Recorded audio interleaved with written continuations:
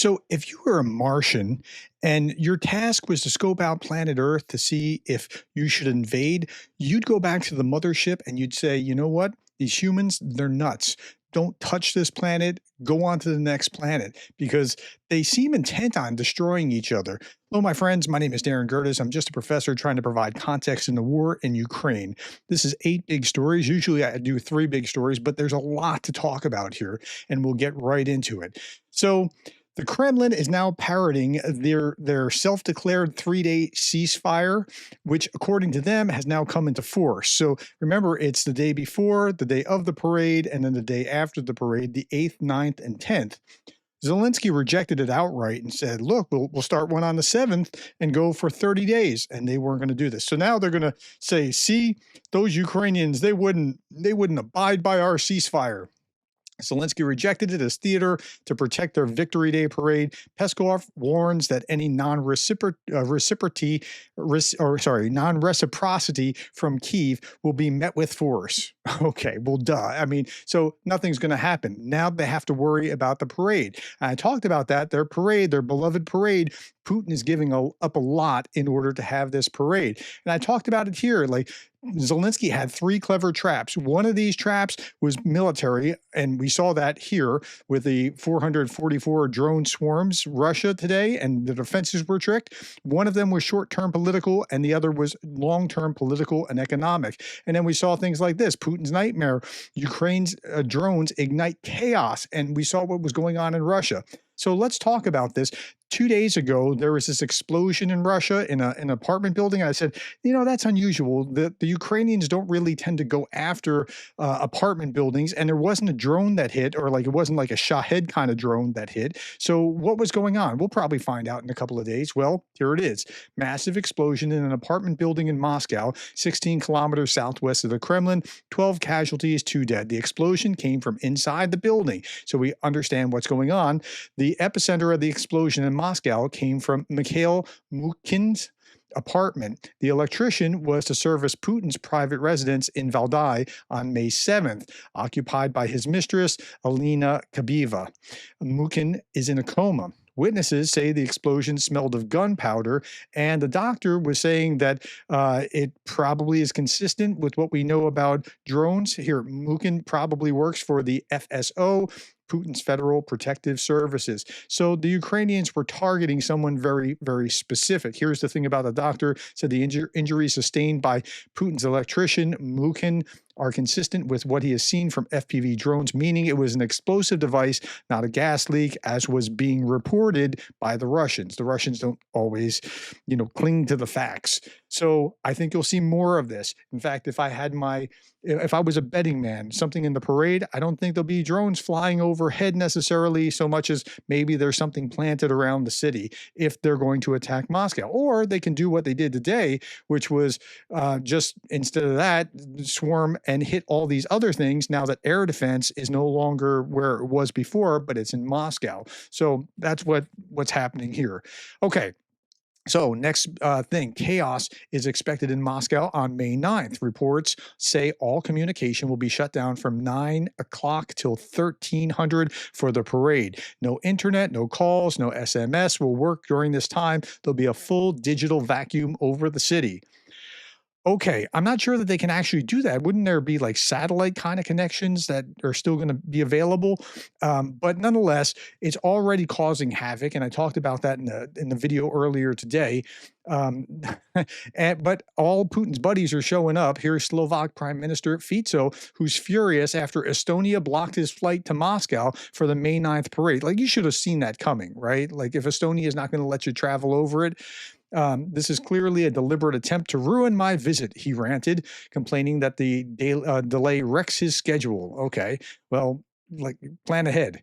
Slovak Prime Minister Fico has criticized the EU's plan to stop importing Russian gas, saying it could have more negative effects on the EU than on Russia. Yes, but it's blood money, so that's the reason why they're not buying that gas. Breaking ties with Gazprom might lead to higher prices for Slovakia and for the EU. But it's blood money, and that's the reason why. Okay, now Putin's going to meet with Xi. Putin and Xi are reviving stalled talks on the Power of Siberia 2 gas pipeline. The Power of Siberia 2 pipeline is not nearly as efficient as the pipeline that was going into Europe, and that's why, well, it hasn't been put together yet. The long delayed project would boost Russian gas exports to China as Moscow scrambles to replace lost European markets post Ukraine invasion. But it's going to take years to complete, so they can talk about it, but it's not going to happen anytime soon. Serbian President Vucic has arrived in Red Square. Vucic got sick all of a sudden the other day, and it looked like he was bowing out, but he's actually coming. Quote, "It took me longer than Churchill, Roosevelt, and Stalin to reach Yalta, but that's the world that we live in now." Okay, well, he's such a trooper working his way to get to Red Square so that he can be part of this terrible parade. Okay, who's not going? The president of Azerbaijan canceled his visit to Moscow.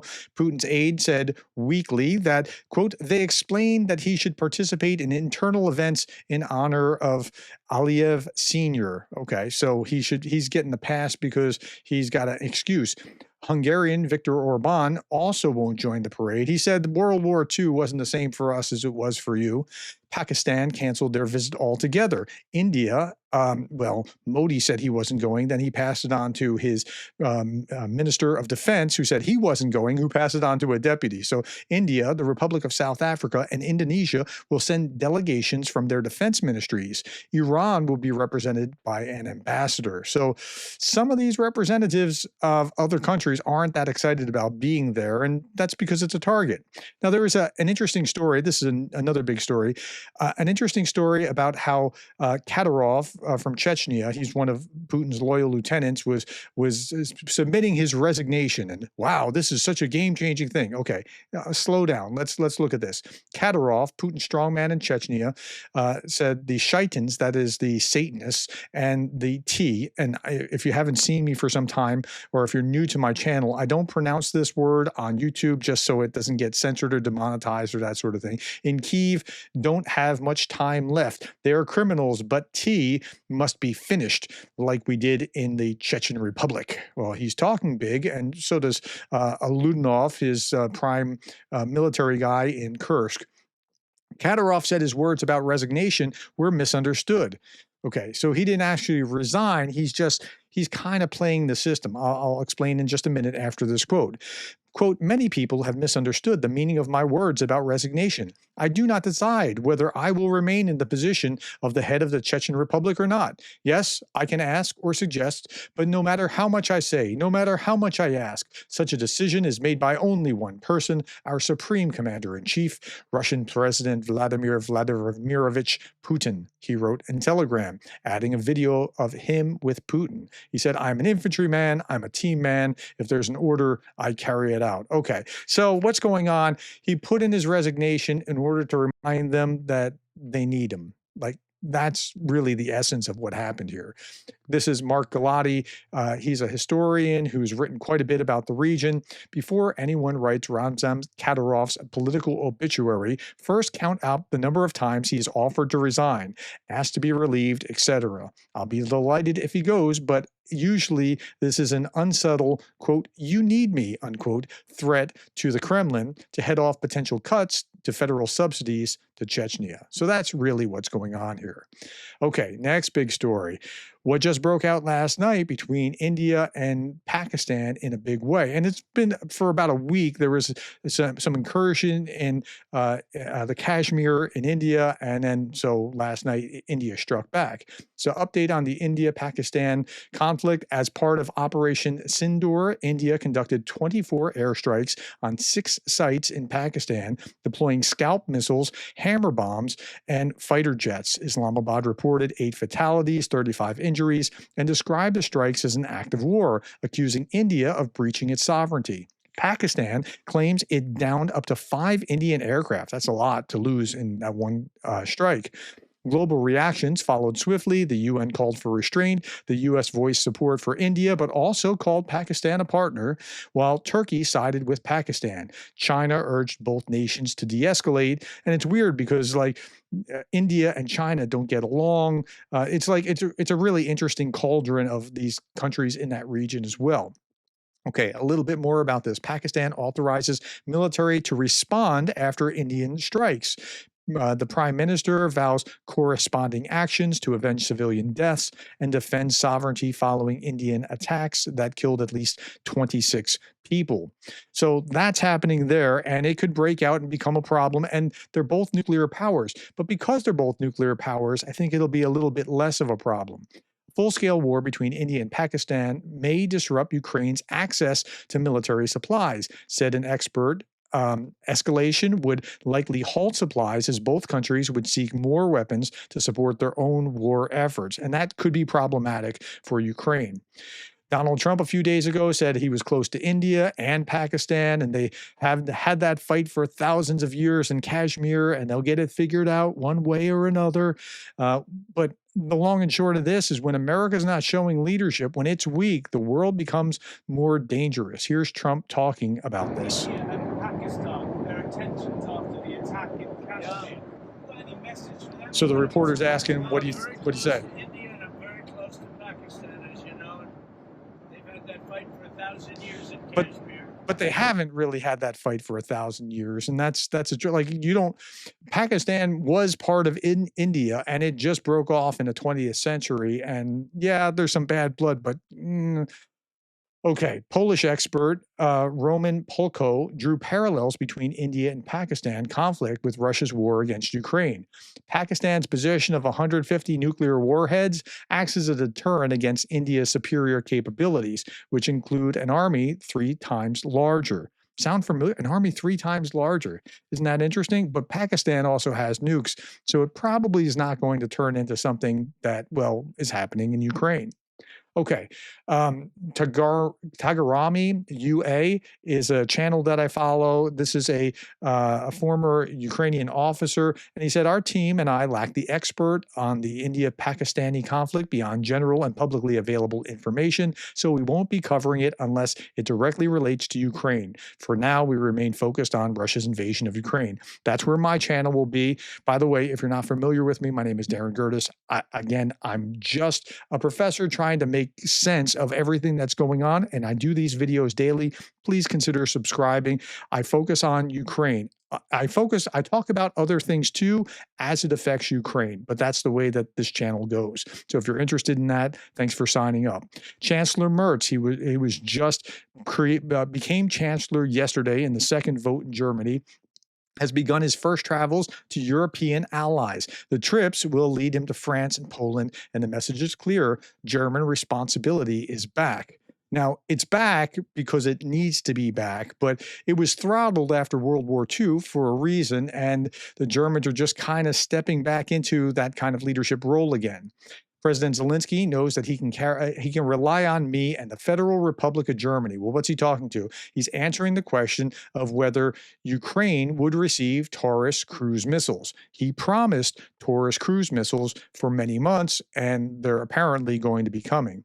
Here's Merz and Macron, Europe's new leading duo, and you know, when Starmer joins them, it's going to be a trio, right? And that's going to be a formidable thing to see. Here's Ecclesiastes, Solomon saying 2 are better than 1 because they have a good return for their labor. If one of them falls down, one can help the other up. But pity anyone who falls and has no one to help them. And then the one may be overpowered, 2 can defend themselves, and a cord of 3 strands is not quickly broken. And if it was 4 strands, if Trump was in that mix as well, Putin would be peeing himself. I mean, it would not be a thing right now, but Trump's vacillation is helping Putin at this time. Gary Kasparov said, I agree with Trump that Europe ought to lead more. Fair enough. I get it. Unfortunately, his zigzagging between Russia and Ukraine has turned European leadership from a wish into a necessity. That's right. And by the way, I want to point out, Kasparov is using the zigzagging language that I've used in my zigzag theory. So far for Trump, it's all been zig and not a lot of zag. But yeah, he's talking about it too. He has the ability to zigzag. Okay, let's turn our attention to the next big story, the Houthis. The Houthis will very likely use the end of U.S. airstrikes to rebuild their anti-ship cruise and ballistic missile stockpiles to target shipping in the future. This is from the Institute for the Study of War. And again, this was a big production yesterday that, hey, we've stopped the Houthis. Okay, the Houthis have learned that they can disrupt international shipping markets at any time for any reason with minimal consequences. The U.S. air campaign probably inflicted some tactical setbacks for the Houthis by targeting weapons depots, communication sites, supply chains, and command and control assets. A U.S. official told CNN that the effect on Houthis' operation was limited. So they haven't stopped them from doing the disruption that they're doing, but Trump's running a victory lap over this. Trump's talking about his latest peace deal with the Houthis based on unnamed sources. Trump casually quoting the rebels and turning global conflict into a punchline. Can you tell us a bit more about the deal that you've reached with the Houthis? That you No, it's not a deal. They've said, please don't bomb us anymore, and we're not going to attack your ships. And where did you hear about that? It doesn't matter where I hear it. The very good source, I could tell you. Very, very good source. Would you? Okay, so the Houthis told them. I mean, the Houthis have not targeted shipping through the Red Sea since November 2024, making it unclear what concessions the Houthis provided to the United States. And I saw a chart, and I can't find it anymore, but the cost of shipping has gone up tremendously because of the Houthis' attacks, like in Yemen on the border of the sea, and it's just making problems internationally because, again, when the U.S. is weak, the world is less stable. Okay. Trump is in the Oval Office talking with the Prime Minister of Canada, the newly elected Prime Minister of Canada, saying, we don't do much business with Canada. Yes, you do. You do $600 billion in trade with Canada. And for the U.S., that's only like 5% of their budget, something like that. For the Canadians, it's maybe 30% of theirs. So they're more dependent on the U.S. than the U.S. is on Canada. But that's still a good chunk of that's one of our larger trading partners. Okay. And then after the meeting today, Stephen Miller, the deputy chief for policy, said the meeting today between President of the United States and Canadian Prime Minister, what I witnessed was like watching a grandmaster in chess perform. Garry Kasparov, who is a grandmaster in chess, said, please. Okay. All right. Next. Trump on Russia being removed from the G8. It was headed by Trudeau, by the way, and Obama. They were the ones that really fought hard to get Russia out. Because of that, maybe millions of people are dying. No, it has nothing to do with a G8, with Putin being removed from the G8. And by the way, that was a conservative prime minister before Trudeau who was in office when that happened. And that was the right move because you can't play nice with the international community when you're doing the kinds of things that Russia's doing. And you shouldn't be able to come into these international bodies. Okay, we're getting to the point where some decisions are going to have to be made, and I'm not happy about it, President Trump says. And I'm not going to play the video, but he says Russia is asking for too much in the peace process. The tone toward Russia has shifted some. It hasn't gone full throttle anti-Russia, but it has noticeably shifted. Joe Biden was making headlines. He had his first interview, and he was talking about how the Trump administration is pursuing a modern policy of appeasement. Okay, so Trump was bad, but Joe, you were appeasing. And look, I don't call names on here. I never made fun of Joe Biden's age or even would say, let's go Brandon. I abhor that kind of thing. That's wrong. I don't do that about Trump. I don't do that about Biden. But I do talk about their policies. And Biden was appeasing Putin, no doubt about it. But here's Biden saying this is pure appeasement. Look, remember Putin's own words, explaining the reasons for the invasion, his attitude toward Ukraine. He refused to accept the collapse of the Soviet Union and Russia's loss of influence. Anyone who thinks he'll stop where he is simply a fool. That's true. That's correct rhetoric. But then you slow walked aid. Now, Trump has been worse. Let's be fair, but it's just kind of a weird thing to watch. And then this comment, why do all politicians suddenly get smarter after they leave office? It's a good question. Okay, here's Trump again talking about China. By not trading, we're losing nothing, so we're saving $1 trillion, and that's a lot. I'm not making this up. Listen to him. And by not trading, we're losing nothing, so we're saving $1 trillion. It's a lot. But they want to negotiate, and they want to have a meeting, and we'll be meeting with them at the right time. Okay, he's talking about China. I'm not sure I understand the logic there. Okay, And like his Treasury of the Secretary is saying this. Basant was saying that little girls who are sad about having fewer dolls just had it explained that they'll have a better life for it because we're making these dolls in America and they're going to cost more, but you shouldn't have so many. It's going to be better for you. It's just weird. The thing too is this reporter behind me was quite snarky the other day when President Trump talked about the girl having two dolls, and he said, well, what president didn't take the question, but he said, what would you tell that girl? And I said, I would tell that young girl that you will have a better life than your parents, that you and your family, thanks to President Trump, can now be confident again that you will have a better life than your parents, which working class Americans had abandoned that idea. Your family will own a home. You will be able to advance. You will have a good education. You will have economic freedom. That's what we are advancing. But I don't see how when tariffs are going to make everything more expensive in the United States and it's playing havoc with the world's economy. Jay Nordlinger said, I swear this is how the Marxists of my youth talked. Excess was deplored. Austerity, even privation was good for character. It's weird hearing the Republicans say this now. Okay, Trump is reportedly planning to launch an announcement about during his Middle East trip that the United States will refer to the Persian Gulf, remember Persia is Iran, the Persian Gulf as the Arabian or Arab Gulf. And this was reported by the Associated Press. Okay, I don't have strong feelings about that. If we look here, it's already the Persian or the Arabian Gulf. We're just going to call it this because we like Saudi Arabia better than Iran. And with good reason, we like Saudi Arabia better than Iran. But okay, I don't think that makes a whole lot of difference. Faith under siege. I talked about it the other day. Even CBN, that's Pat Robertson's organization, Pat Robertson's Christian Broadcasting Network is going to be playing this.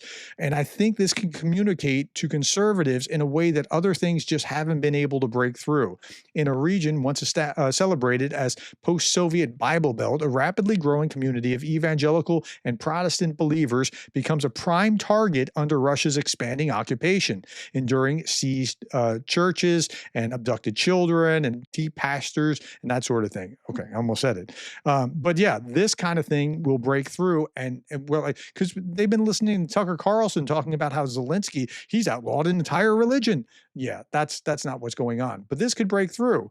So if you point them to this, a faith under siege, Russia's hidden war on Ukraine's Christian, I think that could have an impact. Here, I saw this post. MAGA is slowly waking up to the fact that they've been lost in a Russian disinformation haze for the past 10 years. Ukraine is everything 1776 was all about. And here's someone that's kind of MAGA saying the movie was jaw-dropping.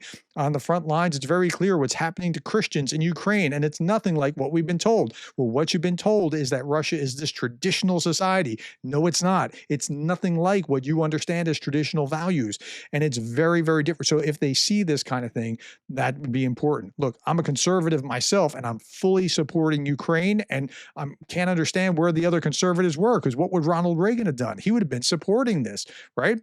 Opposing Russia, who was the evil empire. So, okay, most of the POWs released on 6 May 2025 were held in Russian captivity since 2022. They were released just a couple days ago. A couple of images. I showed you this, but I want you to see this particular image here. This is one POW talking to the mother of another POW that he was in a cell with. He's alive and well. He was in a cell with me. He's alive. Yes, he's alive and well. So this has to be like some of the most comforting news that a mother can hear. Is he okay? He's fine. He's hanging in there. He's staying positive. I'm very happy, she replies. He told me to tell you not to worry. Yeah, this is where they are. This is the reality. All right, my friends, I'm sorry that it took so long to get through all these 8 stories, but there's a lot going on. Please consider subscribing if you haven't. Thank you for the likes, the shares, and the subscribes, and thank you for being the kind of person that cares about Ukraine.